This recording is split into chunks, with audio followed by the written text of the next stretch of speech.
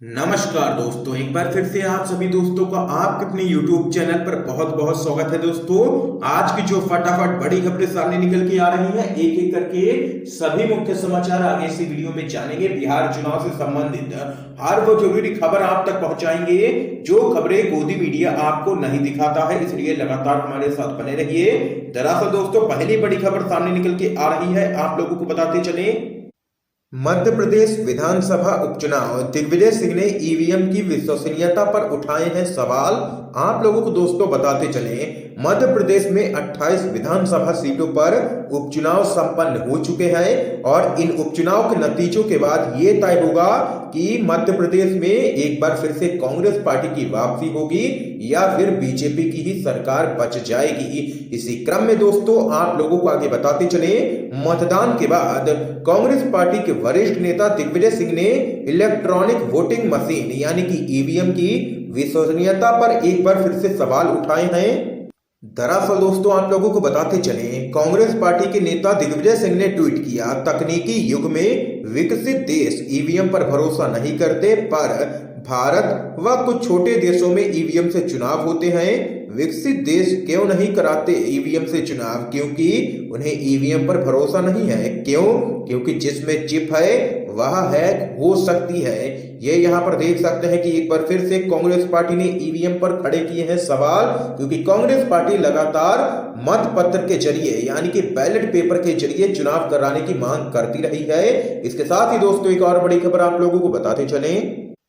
Sweden की संस्था ने कहा, भारत में लोकतंत्र खत्म हो रहा है, मीडिया और विपक्ष की आवाज को दबाया जा रहा है। आप लोगों को दोस्तों बताते चले, स्वीडन की संस्था ने कहा है कि भारत में लोकतंत्र खत्म होने के करीब है। वीडेम इंस्टीट्यूट ने 178 देशों का अध्ययन करते हुए उदार लोकतंत्र सूचकांक जारी किया है। इस सूची में भारत 178 देशों में 90वें पायदान पर है। इस सूची में भारत के पड़ोसी श्रीलंका 70वें और नेपाल 72वें स्थान पर है।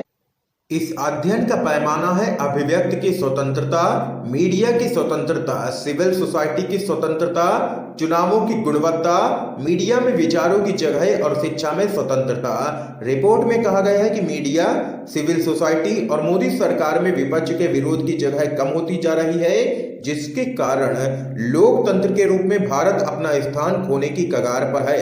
ये यहाँ पर दोस्तों देख सकते हैं कि रिपोर्ट के माध्यम से एक बार फिर से मोदी सरकार पूरी तरीके से बेनकाब हो चुकी है और स्वीडन की एक संस्था ने कहा है कि भारत में लोकतंत्र हो रहा है खत्म, मीडिया और विपक्ष की आवाज को यहाँ पर दबाया जा रहा है।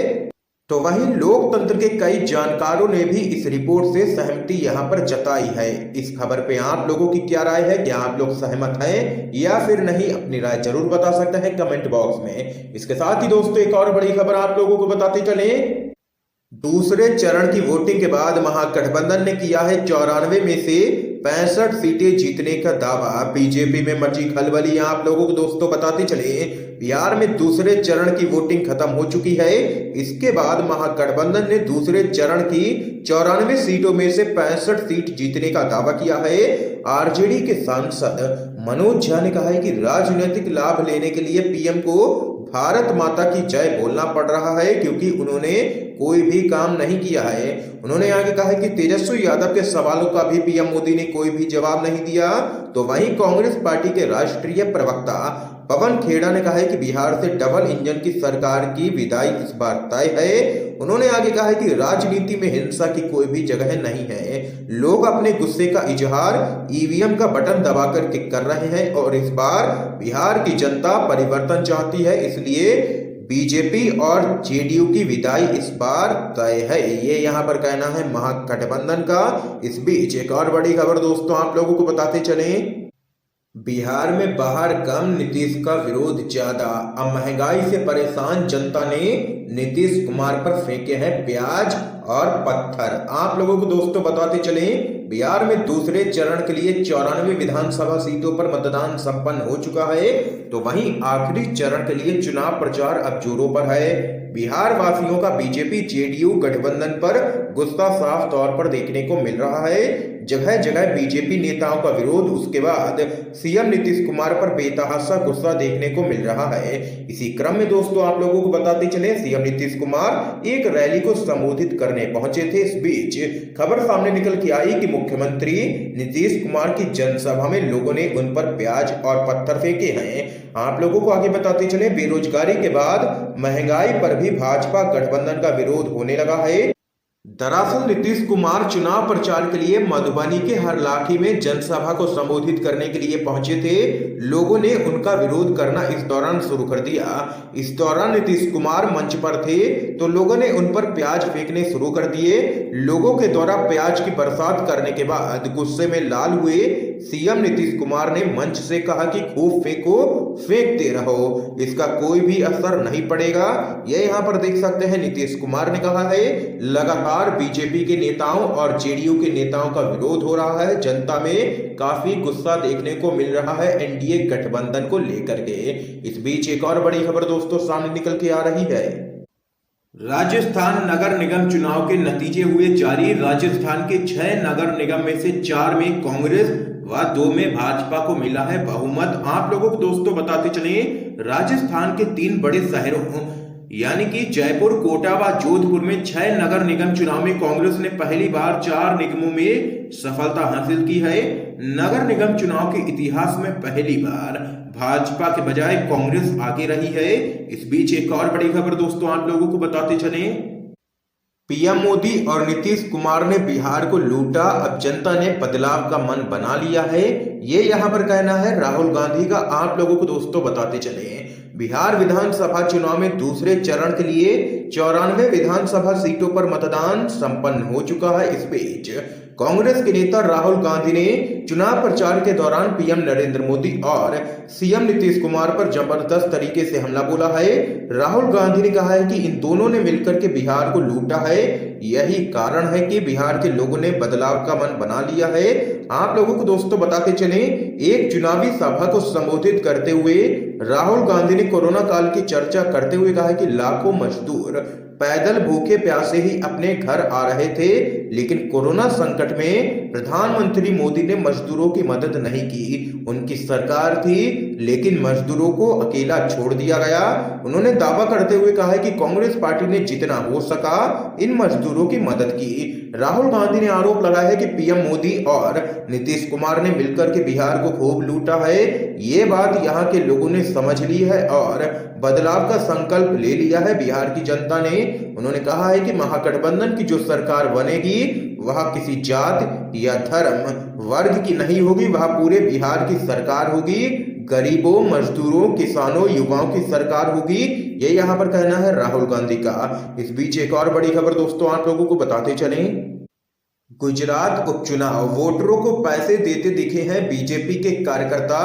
कांग्रेस के नेता बोले कभी विधायक खरीदते हैं तो कभी वोटर। आप लोगों को दोस्तों बताते चले, बिहार चुनाव के दूसरे चरण के साथ उत्तर प्रदेश, मध्य प्रदेश और गुजरात में भी उपचुनाव हुए। भाजपा शासित गुजरात में 8 सीटों पर उपचुनाव के लिए मतदान संपन्न हुआ। इस बीच सोशल मीडिया पर एक वीडियो वायरल हो चुका है जिसमें यह साफ तौर पर देखा जा सकता है कि ऑटो में सवार लोगों को एक शख्स पैसे बांट रहा है जो कि भाजपा का ही कार्यकर्ता है। ये पार्टी कार्यकर्ता लोगों को उपचुनाव में बीजेपी को वोट डालने के लिए कह रहा है। इस वीडियो को कांग्रेस के नेता श्रीनिवास बीवी ने यहां पर ट्वीट किया है। इसे शेयर करते हुए उन्होंने गुजरात में सत्तारूढ़ भाजपा और केंद्र में सत्तारूढ़ मोदी सरकार पर जबरदस्त तरीके से हमला बोला है। कांग्रेस के नेता श्रीनिवास बीवी ने भाजपा पर हॉर्स ट्रेडिंग का आरोप लगाया है। दरअसल दोस्तों आप लोगों को बताते चले, कांग्रेस के नेता श्रीनिवास बीवी ने ट्वीट करते हुए कहा कि गुजरात में पहले 10-10 करोड़ में विधायक खरीदकर जनता के ऊपर जबरन चुनाव थोपा गया और अब जब दोबारा उपचुनाव हो रहे हैं तो भाजपा पैसे की दम पर वोट खरीद रही है। यही मोदी का नया धन तंत्र है। ये यहाँ पर कांग्रेस पार्टी ने जोरदार हमला बोला है केंद्र की मोदी सरकार पर। इस बीच एक और जानकारी आप लोगों को दोस्तों बताते चले, तीसरे चरण के चुनाव प्रचार के बीच और भी तेज हमलावर हुए हैं तेजस्वी यादव। कहा 15 साल में कोई भी विकास नहीं हुआ, उल्टे 60 घोटाले हो गए हैं। आप लोगों को दोस्तों बताते चले, आरजेडी के नेता और महागठबंधन की तरफ से सीएम पद के उम्मीदवार तेजस्वी यादव ने कहा है कि पिछले 15 साल में बिहार में कोई भी विकास नहीं हुआ, उल्टे 60 से भी अधिक घोटाले हो गए। अगर महागठबंधन की सरकार बनती है तो कैबिनेट की पहली बैठक में 10 लाख युवाओं को रोजगार दिया जाएगा। पढ़ाई, दवाई, कमाई और सिंचाई हमारी प्राथमिकता में शामिल होगा। आप लोगों को आगे बताते चले, तेजस्वी यादव ने कहा है कि आज बिहार से पलायन हो रहा है, शिक्षा व्यवस्था को पूरी तरीके से चौपट कर दिया गया है, स्वास्थ्य सेवाएं बदहाल हो गई हैं। अगर 5 साल और नीतीश कुमार को दिए गए तो पूरे बिहार का भविष्य अंधकारमय हो जाएगा। उन्होंने कहा है कि 15 वर्षों में रोजगार पलायन रोकने, बाढ़ से बचाव के लिए कोई भी काम नहीं किया है नीतीश कुमार ने। यह यहाँ पर जोरदार हमला तेजस्वी यादव ने बोला है। इस बीच एक और बड़ी खबर दोस्तों जान लेते हैं। बिहार चुनाव दूसरे चरण का मतदान हुआ खत्म, वोटरों के उत्साह से 54% हुआ मतदान। कई दिग्गजों की किस्मत हुई ईवीएम में बंद। आप लोगों को दोस्तों बताते चले, बिहार चुनाव का दूसरा चरण संपन्न हो चुका है जिसमें 54% मतदान हुआ है। इस चरण में 17 जिलों की 94 सीटों के लिए मतदान हुआ है जिसमें 1463 प्रत्याशियों के भाग्य का फैसला हो गया है, जिनमें तेजस्वी यादव जो कि महागठबंधन की तरफ से मुख्यमंत्री पद के उम्मीदवार हैं और तेज प्रताप यादव भी शामिल हैं। इसके साथ ही दोस्तों एक और बड़ी खबर जान लेते हैं। पंजाब के सीएम अमरिंदर सिंह आज राजघाट पर धरने की करेंगे अगुवाई, उठाएंगे राज्य का मुद्दा। आप लोगों को दोस्तों बताते चले क्या कुछ है पूरा मामला।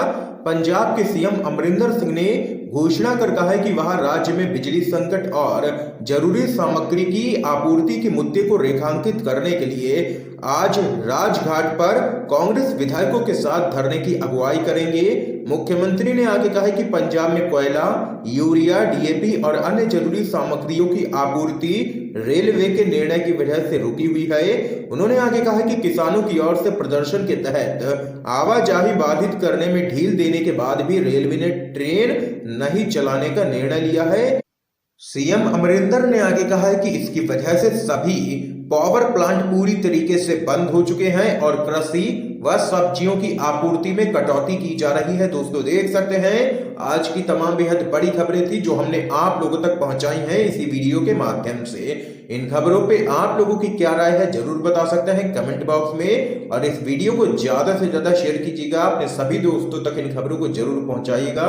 वीडियो देखने के लिए दोस्तों आप सभी का बहुत बहुत धन्यवाद। जय हिंद, जय भारत।